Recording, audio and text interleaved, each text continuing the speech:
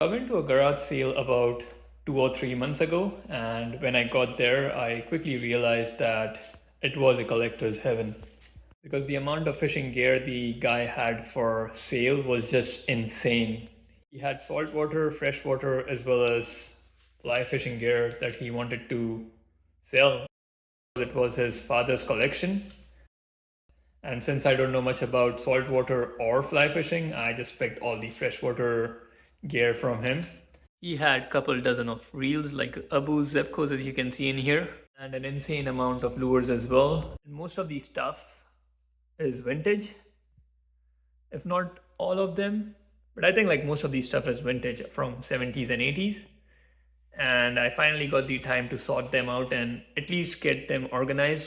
But I didn't go through each of the boxes yet. I just did what I could just to make sure that nothing was spoiling inside. For example, I had some rubber lures or soft plastics that were melting in there and I wanted to get them out.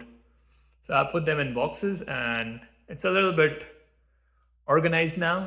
And I think what I'm gonna do is just go over one box at a time, because if I try to do everything in one video, that is gonna take probably hours and hours to do that. And even I don't know what stuff is in there. But for example, these wooden lures, I don't know like how old they are, but they look pretty neat. This one is the Head Sonic. This one I've seen before. But then yeah, as I said, most of these stuff, I don't know what they are. Surely I don't have use for all of them. So what I'm gonna do is sort them up and list them on eBay, because I know there are some valuable items in there. For example, this reel is the Zepco 2010 and it sells for $100 plus on eBay. I wanted to get this video done because I'm not really sure if I will ever be able to get my hands on some of these items, because some of them are rare, some of them are vintage, and since they are no longer made, I know I won't be easily able to find them.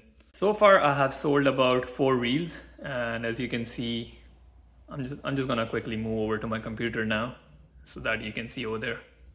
I would really love to keep all of these lures and reels if I could, but fishing is expensive and I've always flipped item to cover some of my fishing cost, and this is the only item that I can flip easily because I know a little bit about fishing.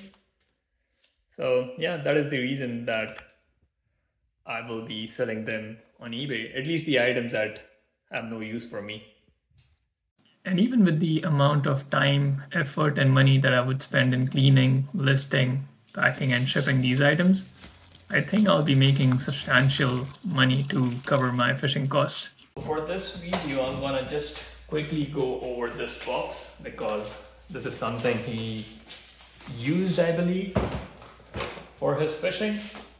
And as you can see, even in here, there are some very cool looking rare lures in there. Oh, this is just the top part. Let me open the main thing. So yeah, these are, as you can see, there are some Rapalas in there, and I don't know what this is. Again, I'm gonna go on eBay, do my search. Wow, this is a cool looking spoon. But yeah, I'm gonna go on eBay and do my search. These ones are micro, ultralight. I think these are, yeah, I don't know what these are. I'll have to go on eBay and look for them. But yeah, pretty sweet collection of ultralight and BFS lures. There are some lures in there as well. Well, that's a Tasmanian devil, and I don't know how old that is, but yeah, so that is not even the main part of this tackle. So let me get to this lower section. There are 3 tackle boxes in there. Let me get to this first one. And I'm gonna be fair with you, I've opened a lot of these boxes and organized them. Organized in the sense, at least I checked if there was anything melting in there, particularly these soft plastics. So the one interesting lure that I found in here is this inch minnow. And this is a pretty rare lure. I was checking the eBay listing for this and it was sold for about $45 US. So yeah, and most likely I think this was his trout box or the trout tackle box that he used for trout fishing. Yeah, it doesn't look like a panfish lure, but yeah, there are some cotton cordals and then more rapalas in there. But there are some flatfish lures in there as well, and not some, I mean a lot of them. So that's one of the box. There are two more box in there. These are pretty much flashers and these were the soft beads.